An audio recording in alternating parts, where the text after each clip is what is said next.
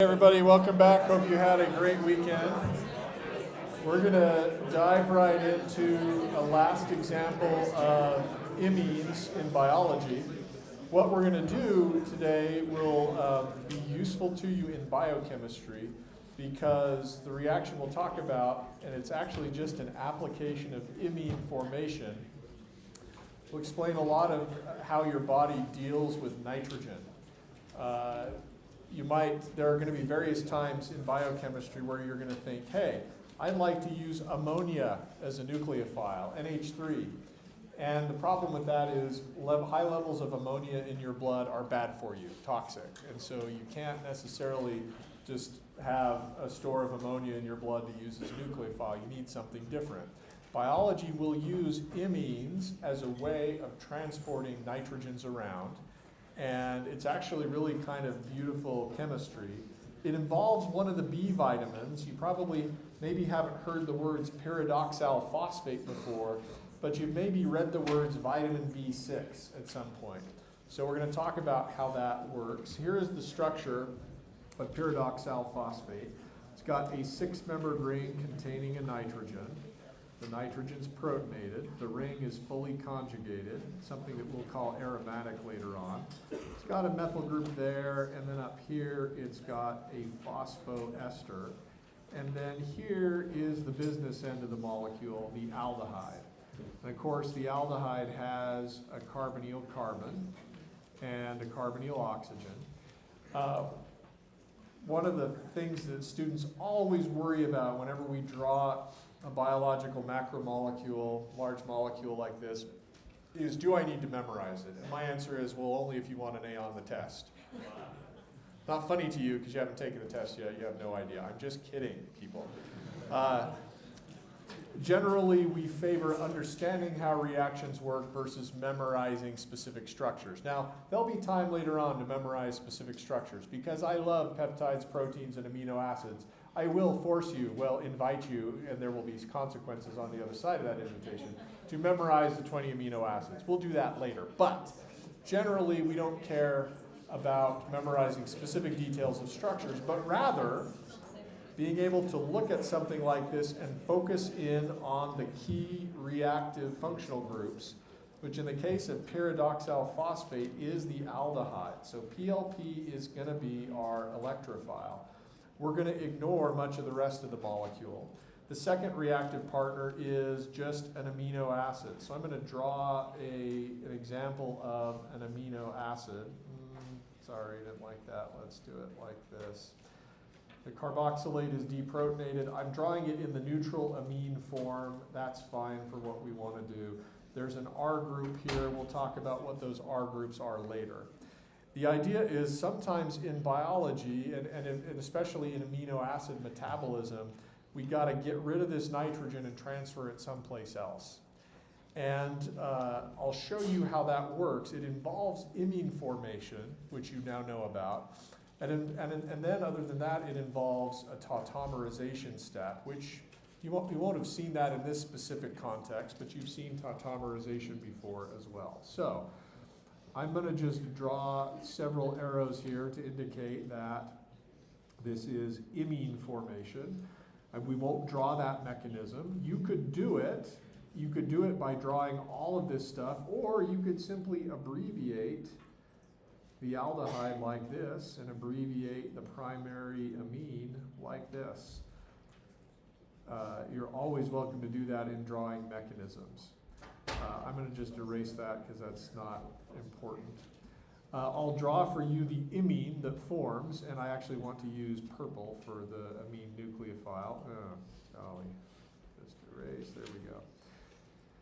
All right, so here's the 6-membered ring part of pyridoxal phosphate. Here's the phosphoester part. Here's the aldehyde part, but since we've made an imine, the oxygen, what used to be the carbonyl oxygen, left as water, and in its place you've got the nitrogen from the amino acid. Okay, then everything else is over here. Do you recognize the imine? Can you tell which carbon used to be the carbonyl carbon? It's one that's doubly bonded to the nitrogen, right? Nitrogen was our nucleophile. For our purposes, I want to label the carbon that's adjacent to the amine. It's an sp3 carbon, and it's also adjacent to the carboxylic acid group. I'm going to call that the alpha carbon because it's A for adjacent to the carboxylic acid group. Okay, so we've got the nitrogen that was our nucleophile. You've got the thing that's doubly bonded to the nitrogen, used to be the carbonyl carbon, and then over here you've got an alpha carbon, one that's sp3 hybridized. Okay, that's the imine. Now what we're going to do next is tautomerization. And you're going to see that tautomerization, as you recall, simply involves changing the location of a proton and a double bond. It's an isomerization reaction. We're going to isomerize, we're going to move a double bond and move a proton. But you're going to see that this tautomerization is going to accomplish what I will call a switcheroo. Because after the tautomerization, you will see that what used to be the carbonyl carbon is now sp3 hybridized, and what used to be the alpha carbon is now involved in an imine. Okay, let me show you how that's done. The proton that is adjacent to the proton that's on the alpha carbon is somewhat acidic. Protons that are alpha to carbon-oxygen pi bonds or carbon-nitrogen pi bonds are acidic, somewhat acidic, because their conjugate bases are resonance stabilized. Let me illustrate that by showing the proton transfer step, which is the first step in this tautomerization reaction. We're going to remove the alpha proton. Oops, there we go. And then I copied and pasted and then adjusted my drawing in the 9 o'clock hour, but those folks were kind of upset with me for doing that. They were not really that upset. I'm making stuff up here, but you know, I understand that if you're trying to scramble and draw notes and keep up, it's helpful to have me not copy and paste that much. So let's draw the intermediate that happens when we deprotonate the alpha carbon.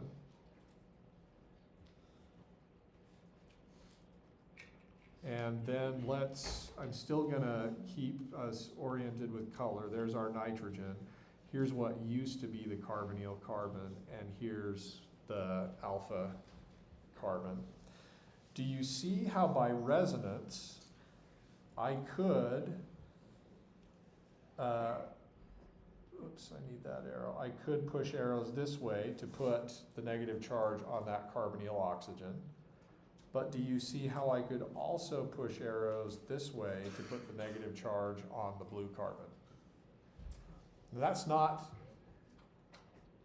remember that in resonance, actually nothing's happening. The electrons aren't moving. Actually, what we're communicating is that lone pair on the orange carbon is actually in more than one place at once. It's also on the carbonyl oxygen. It's also on the blue carbon. So we can actually draw that resonance structure.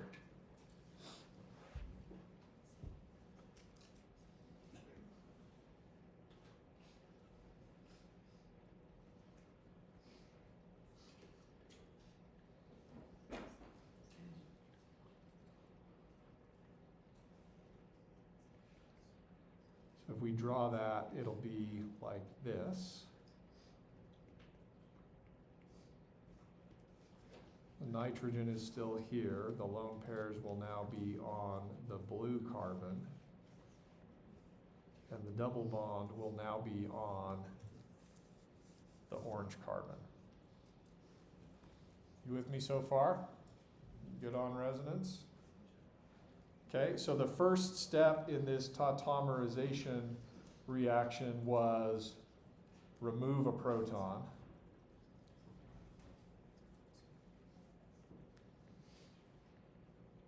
to get to a resonance stabilized intermediate. Now we will add a proton on the blue carbon. So some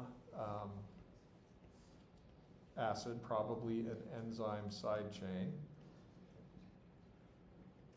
will protonate, and that's protonate the blue carbon, and that will get us to this intermediate. Oops.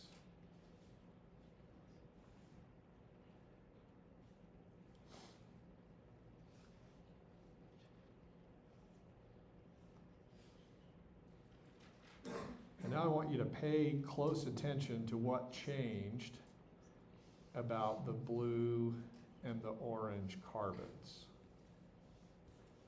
The nitrogen's still here. Here's the orange carbon. So after the tautomerization and the switcheroo, I need to zoom out so you can sort of compare to where we used to be. What do you notice about the orange carbon? Used to be sp3, now what is it? Now sp2. This one got switched. Now it's the carbonyl carbon. And I'm putting that in quotation marks because it's an imine. But if we hydrolyze this imine right now, the orange carbon's going to be a ketone, right? What about the blue carbon? It used to be the carbonyl carbon. Now what is it? Now it's just sp3, right? So through tautomerization, we switched who's the carbonyl carbon, and we switched who's the sp3 carbon. At that stage, we're ready for imine hydrolysis. And I'm not going to draw this mechanism either because you've seen it last time. And you could draw it simply by abbreviating all the groups that are attached. The key functional group here is this imine. But when we do imine hydrolysis, we're going to protonate the nitrogen to get to an iminium ion, then water is going to attack at the carbonyl carbon, and then we'll proceed onward. So hydrolysis is going to involve water as a nucleophile. Somebody should have told me I was missing a methyl group. That's like, don't you enjoy that when you catch your professor doing something stupid? Actually, isn't that supposed to be? Oh, nobody wants to be the actually kid, right? All right, that's fine. You can be the actually kid. I'm the actually kid. It's fine. Right, so there's a methyl group there. All right, let's draw what happens after imine hydrolysis. The left-hand side of the molecule should look like this.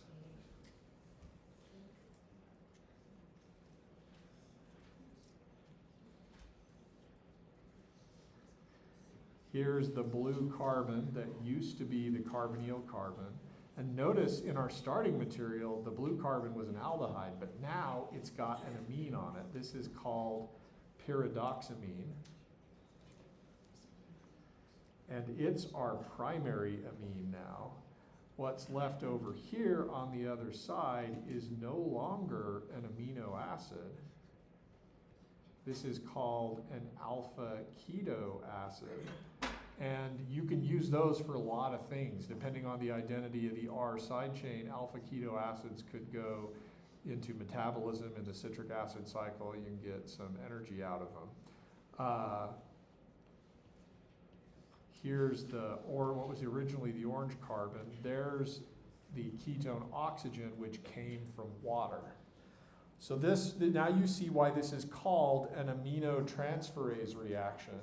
We started with an aldehyde and a primary amine. We end with a primary amine and a ketone, but we've switched which molecules have the ketone and which molecules have the amine. All through imine formation, tautomerization, and then imine hydrolysis. Okay, questions about that? Yes?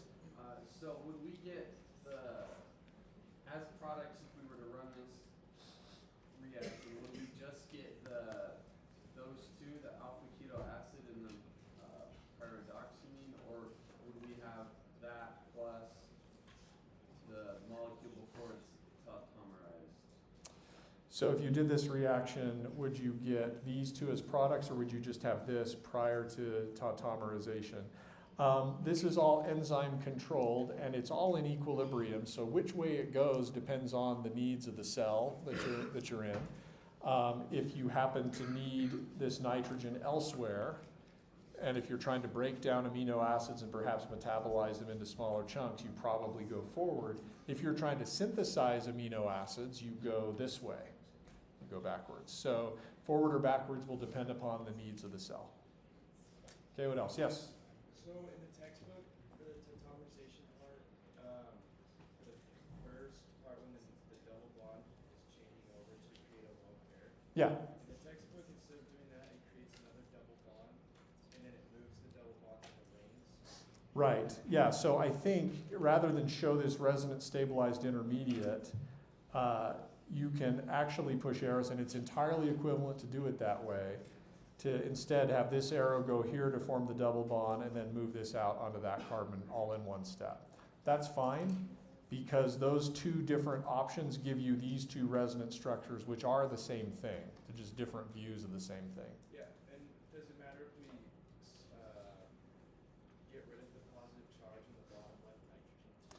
Oh, does it matter if we get rid of the positive charge on the bottom left nitrogen too? If it's gonna have a proton on it, it should be positively charged, so thank you. I've messed that up like 6 times, so that's embarrassing. Yep, thank you. What else? All right, so one more question we need to ask with nitrogens as nucleophiles with carbonyl carbons is, what if the nitrogen, what if we use, instead of a primary amine, what if we use a secondary amine? And that too, with the little degree symbol, that's just an abbreviation for secondary. And this is important because if you go back to the notes from last time, when we do imine formation with a primary amine, at the very end we get to this stage of iminium ion, and we regenerate our acid catalyst by the conjugate base of our acid removing a proton from the iminium ion. But the only reason that iminium ion has a proton to lose is because our starting amine was attached to one and only one carbon. Let's look at how that would change if our starting material were attached to 2 carbons, a secondary amine. So here's an example. This is a secondary amine, 2 alkyl groups. We'll react it with this ketone. We're going to use an acid catalyst. And I'm going to skip ahead multiple steps to get to the oxonium. I'm sorry, not oxonium, but what we've called the iminium ion. Struggle with that. You remember the scene in Finding Nemo where Nemo has to answer what kind of coral he lives in, and he's struggling. And don't hurt yourself, kid. Exactly. Iminium ion. I'm never going to be able to do that again. Iminium ion. All right, so here's the iminium ion. Notice that it lacks a proton on the nitrogen to be removed to go to the neutral imine. But we got to regenerate our acid because it's only a catalyst. So what can we do instead? It turns out that protons that are alpha to carbon oxygen or carbon nitrogen pi bonds are somewhat acidic. We'll call those alpha protons are acidic. There's 2 reasons for that. Number 1 is one that we saw above with the tautomerization step in pyridoxal phosphate reaction. If you're alpha to a carbon oxygen and or a carbon nitrogen pi bond, the conjugate base is resonance stabilized. And you'll see that that's true here. The second consideration is, as we saw early on in class, carbon-hydrogen sigma bonding orbitals can delocalize slightly into adjacent carbon-nitrogen or carbon-oxygen pi star orbitals. That's called hyperconjugation. And that makes the molecule more stable, but it holds on to the proton a little less tightly. We call that hyperconjugation of the filled carbon-hydrogen bonding orbital with the adjacent carbon-nitrogen pi star. So those are two reasons why alpha protons are somewhat acidic. And so what will happen is we will actually regenerate the conjugate, we'll regenerate our acid by having the conjugate base remove a proton. I'll show you, we'll just put the electrons on the alpha carbon to begin with, and I will show you how the resulting conjugate base is resonance stabilized. Do you see how that by resonance I could move the protons from the alpha carbon over to form a new carbon-carbon pi bond, and then I would have to break this carbon-nitrogen pi bond, and electrons would move out onto the nitrogen, and we would end up with this neutral molecule, which is called an enamine. Okay?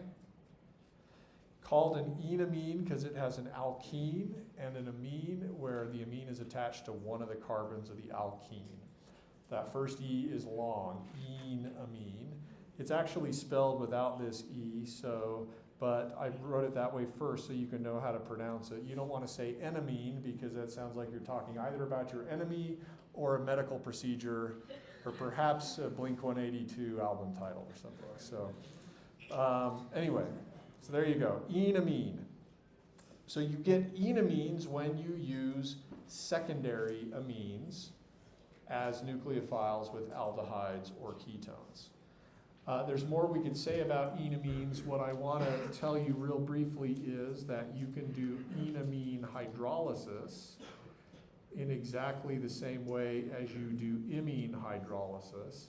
I won't show you the mechanism here, but as with imines, if you add water and a catalytic acid, you can go backwards. The oxygen on the carbonyl comes from the water.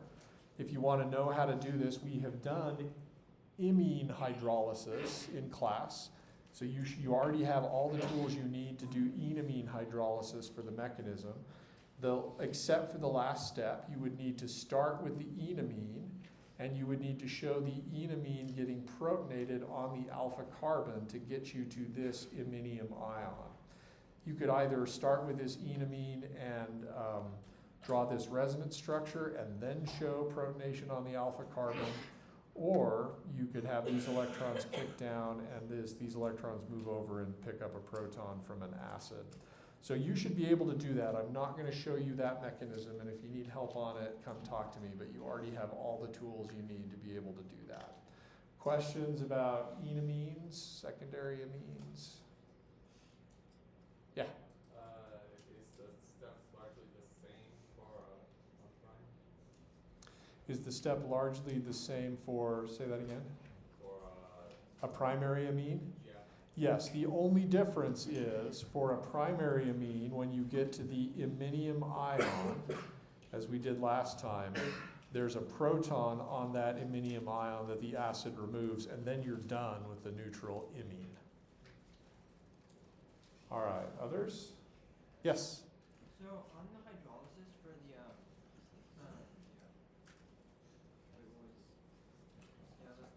aminotransference, and for the hydrolysis of that one, the hydrolysis of it ended up differently than the starting material. Right. But then for hydrolysis of the enamine, it's the same thing. Right, so you're noticing that for the pyridoxal phosphate aminotransferase reaction, once you hydrolyze this imine, you get a different answer. The reason for that is because of the tautomerization step. If we hydrolyzed this one, that would go straight back to starting materials. But do you see that tautomerization step changes where the imine is? At this point, you've got a different imine, and that's why it breaks apart into different things. And so we're not doing a tautomerization step here. The enamine falls apart into, just the same starting materials. Okay. That sort of concludes using nitrogens as nucleophiles. What we want to do next is think about what if we used an alcohol as a nucleophile. So let's use alcohols as nucleophiles. And then we'll stick with, because it's chapter 14, aldehydes and ketones as electrophiles. Couple of considerations. Alcohols are less nucleophilic than amines. And the reason for that is that oxygen's more electronegative than nitrogen, so lone pairs on oxygen are lower in energy than nitrogen. That's going to have a consequence in terms of the acid catalysis that's going to be required for alcohols to react with aldehydes and ketones as electrophiles. That is, we're going to see that the acid catalyst will protonate the aldehyde or ketone first, and then the alcohol will attack in a second step. That's different from what we saw with amines, where we protonated while the nucleophile was attacking. When you protonate first and then the nucleophile attacks, that's called specific acid catalysis, and that's what's going to have to happen. Again, the reason it goes that way is because the alcohol is less nucleophilic than the amine. But let's just start out with, we'll just do an aldehyde. And as I said, the acid catalyst is going to have to protonate the aldehyde first before the alcohol attacks. So we'll show lone pairs on the carbonyl oxygen removing a proton to get you to this intermediate, which has a positively charged oxygen. We're going to call that an oxonium ion. That's not necessarily something you need to memorize, but I will use the term, so it would be useful if you sort of know what I'm talking about when I say it. So the alcohol has to wait around for the oxonium ion to form. Then the alcohol,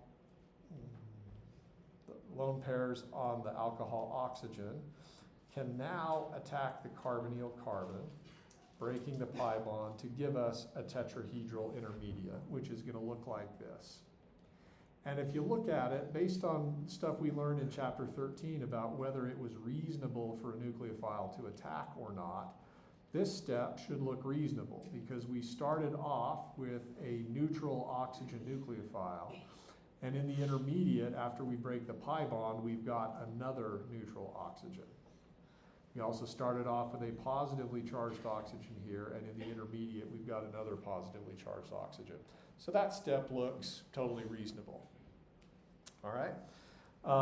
Now, if we look at what we've got here, you could think of the pink oxygen still as the kicker offer and the purple group as a leaving group. And you might suspect that it would be reasonable for a neutral oxygen to kick down and kick off that leaving group. That indeed does happen, and that is simply the backward step associated with this equilibrium arrow. If you did that, you would simply go back to the oxonium ion.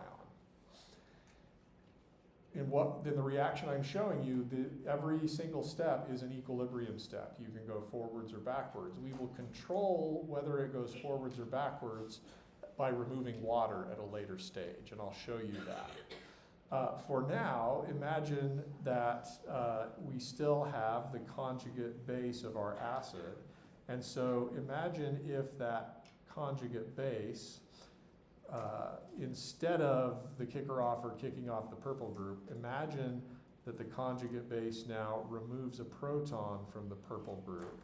That regenerates the acid catalyst, and it also stops the purple group from being a good leaving group relative to the kicker offer. Do you see now that a neutral kicker offer cannot kick off OR minus? We've learned that before. The intermediate we just made, we're sort of following along pretty similar to what we did for imine formation. The intermediate we just made is called a hemiacetal.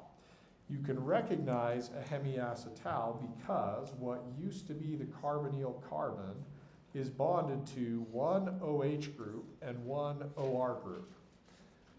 Hemi means half.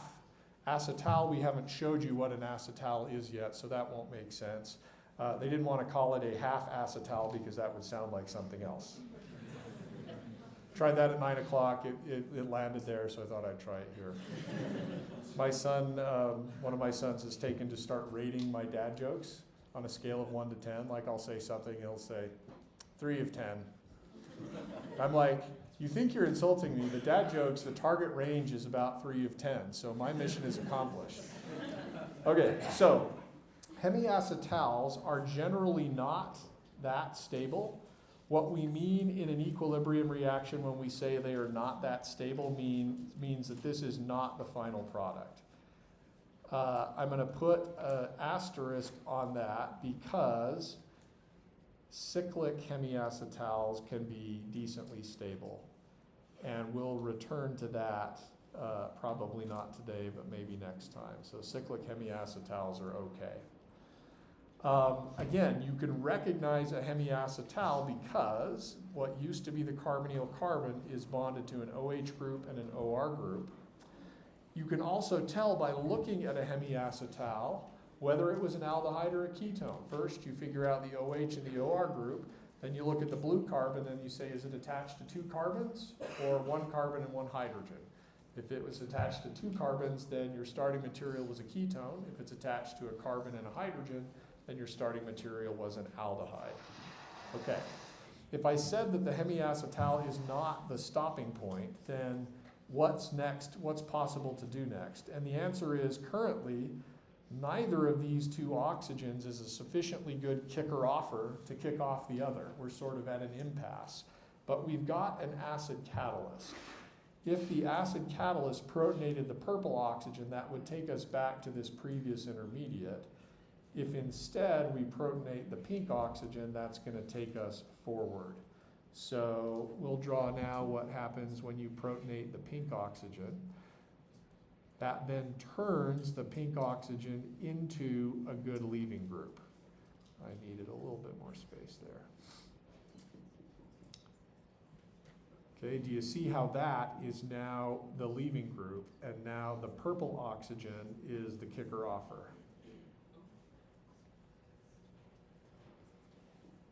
Now that oxygen will kick its electrons down and the leaving group leaves. And that will generate the second oxonium ion that looks like this. And then water left as our leaving group. This is the stage at which, if we want to push the reaction forward, we simply remove water and use Le Chatelier's principle. If you remove water, then you can't go back, right? At this stage, this oxonium ion, if you leave water around, neutral water is a good enough nucleophile to attack the carbonyl carbon of this oxonium ion, and that would take us backwards. But if you remove water, you can't go backwards. So you're sort of stuck with this oxonium ion. And unlike the iminium ion that we get from a primary amine, there is no acidic proton on that oxygen that you can use to regenerate your acid catalyst. Some of you might be thinking, well, can we just remove the alpha proton like we did with enamines? That's a reasonable thing to do, but it turns out the product you get from that is also not the most stable product, so it's not our final product either. Instead, what happens is a second equivalent of alcohol comes in and attacks as a nucleophile. I need a different shade of purple, but I don't want to spend the time to find one, so we're just going to use that again. Okay, so a second equivalent of alcohol comes in and attacks. Then we get this intermediate.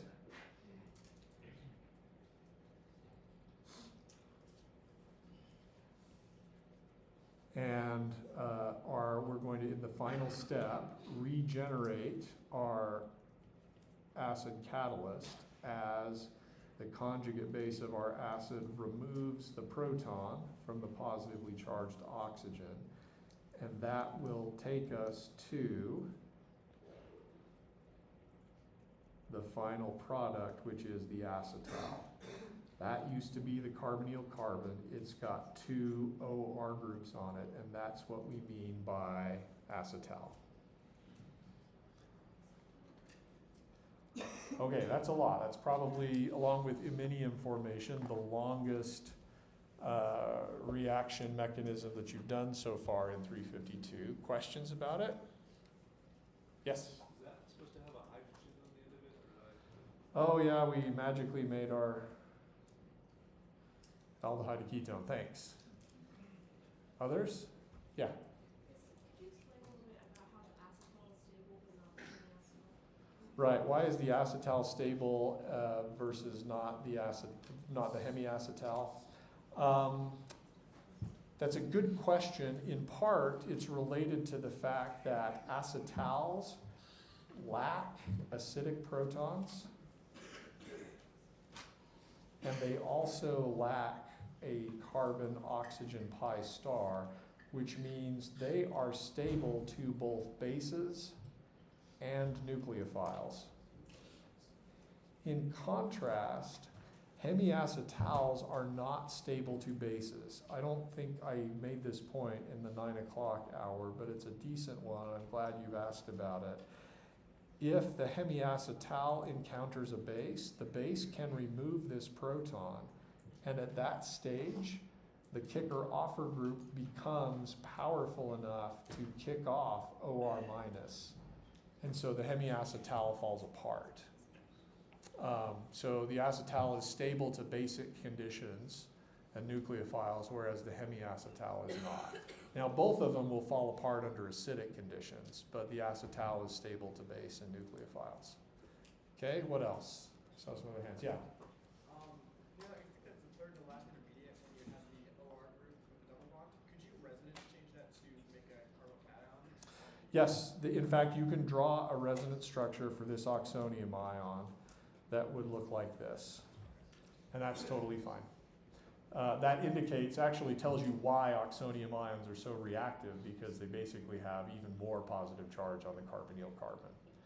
Okay, what else? Yes? So I understand at this step we can remove water to like force the reaction to reach Yes. that step, but in order to reach the acetal, is there anything to do? Because if I understand like this, the structure right after we remove water, you could also reverse like the acid could, I mean, like the OR, the electrons could come down and kick off the. Right, so you're noticing at this stage after the alcohol attacks that it's totally reasonable for these electrons to kick down and kick that group off and go back to the oxonium ion. Right, so is there anything we can do to kind of force it? No, the oxonium ion is so reactive that it naturally, because of that resonance structure that we just talked about, that naturally another alcohol will attack it. Yeah, I saw another hand, yeah. Could you go over why the water leaves but the alcohol doesn't? Why does the water leave here but the alcohol doesn't? The step before that, like when you add the hydrogen to the alcohol, then it's supposed to leave more. Don't they have similar pKa? Right, so the question I think is, why does water leave versus the alcohol leaving? And I think you're seeing that step here through here, these two steps basically change where the proton is. Used to be on the purple group, it gets removed, and then it goes on the pink group. Does that make sense? Yeah. And you're right, the pKa's are similar, and that's why we're using equilibrium arrows, because it's totally fine to go backwards. The only thing that's pushing us forwards is the fact that the product of water getting kicked off, we're taking out of the equilibrium. There's multiple techniques for doing that. I think I talked about one last time. You'll do this in 353. If you take that lab, you can use a hygroscopic salt that soaks up the water, prevents it from being in equilibrium. There's also some other techniques you can use, but yeah, you're pulling the reaction forward. That's actually a misunderstanding of Le Chatelier's principle. What you're really doing is blocking the backwards reaction. Yep. Okay, what else? Okay, with that in mind, we're the issue of acetals being quite stable allows us to actually talk about the use of acetals as protecting groups. Before we do that though, I want to point out that you should be able to also do all of what we just did in the backwards direction. That is, you should be able to do acetal hydrolysis. In this case, you would use an acid catalyst, but it would need to be an aqueous acid, and you would supply an excess of water that would accelerate the rate of the backwards reaction. Again, it's helpful to label the parts of the molecule. These are going to come off as alcohol. And then this is going to be your carbonyl carbon because it's bonded to a hydrogen and a carbon. It will be an aldehyde. Where does the oxygen in the aldehyde product come from? It comes from the water, which acts as a nucleophile in this backward step where water would attack the oxonium ion. I am not going to show you that mechanism today because you already have all the tools necessary to do it, and I think it would be really, really good practice for you to do that. Basically, you can copy all of these intermediates, erase all the arrows, and then use the intermediate. Start with the acetal, use the next intermediate to tell you what arrows you must push to get to that intermediate. We did that through imine formation. You should be able to do that here. You should also be able to do it through enamine formation. I want you to practice it, and I know some of you would prefer that I just walk you through it and then memorize it and then you're good to go. But this is about skills and intuition rather than about memorizing stuff. So I really want you to do that on your own. Now, if you promise not to look until you've tried it on your own, I will put it in the notes later, but no peeking. Wait, Yes? so hydrolysis is just simply what we did before, but in reverse? Exactly. You'll start with the acetal, you'll add water and an acid catalyst, and you'll liberate two equivalents of alcohol and the aldehyde or the ketone. All right, we need to talk about using acetals as protecting groups. I just pointed out that acetals lack acidic protons and they lack a carbon-oxygen pi star, and therefore they are stable to bases and nucleophiles. So we'll just say stable to bases and nucleophiles. Then for protecting groups, we also use a term called labile. That means that's the opposite of stable. That means under what conditions do acetals break apart into their starting materials, and acetals are labile to acidic aqueous conditions.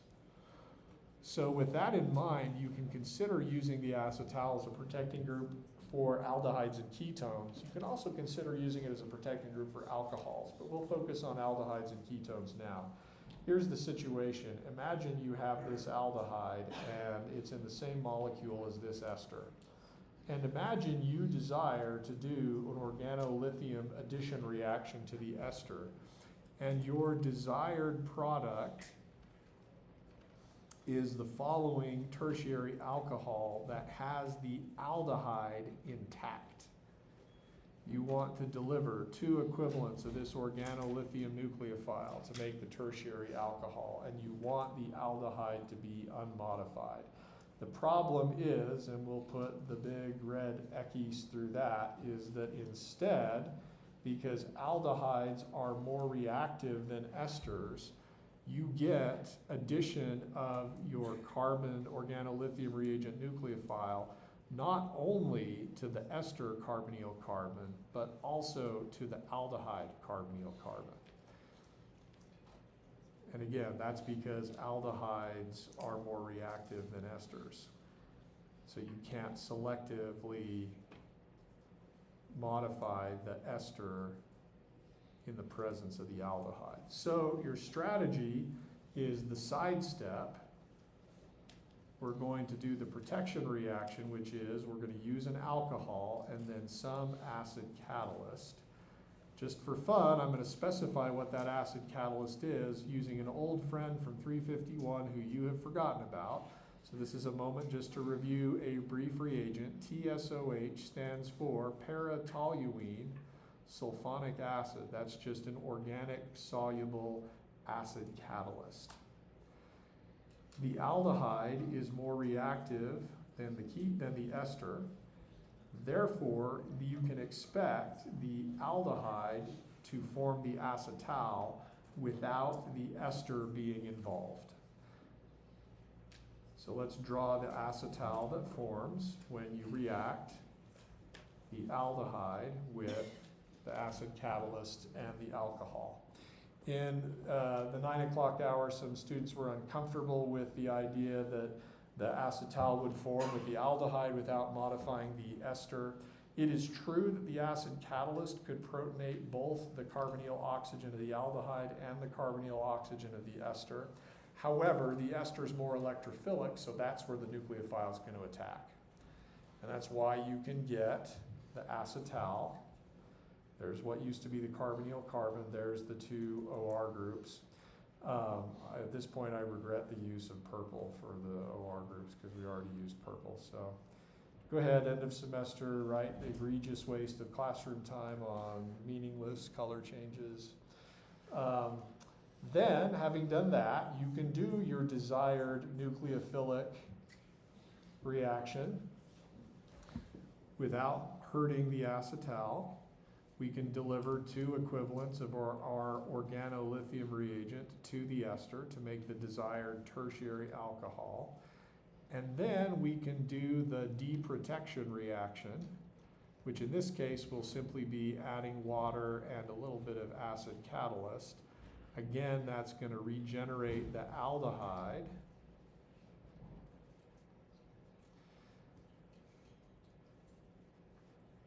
Here's the carbonyl carbon of the aldehyde. Where did that oxygen come from? It came from water.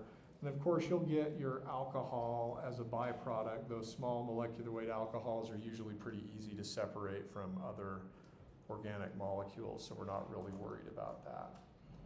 Okay, do you see that as a useful strategy? It satisfies our acetals are easy to form, they're also easy to break apart, but they are stable to nucleophiles. Okay, questions about that? Yes? So the reason acetal hydrolysis is important is because it's the deprotection reaction. That's right, it's a deprotection reaction. Yep, go ahead. What was the point of using TSOH? TSOH is simply the acid catalyst. You need an acid catalyst to protonate the carbonyl first so the alcohol can attack. All right, one more thing on acetals. So far we haven't specified what the alcohol is. It's sometimes convenient, rather than having a second equivalent of alcohol have to come in and attack this oxonium ion, it's sometimes convenient to have two equivalents of alcohol in the same molecule. So let me draw an acetal formation reaction using, again, an acid catalyst. We're going to skip ahead many steps to the oxonium ion. This is what that oxonium ion would look like.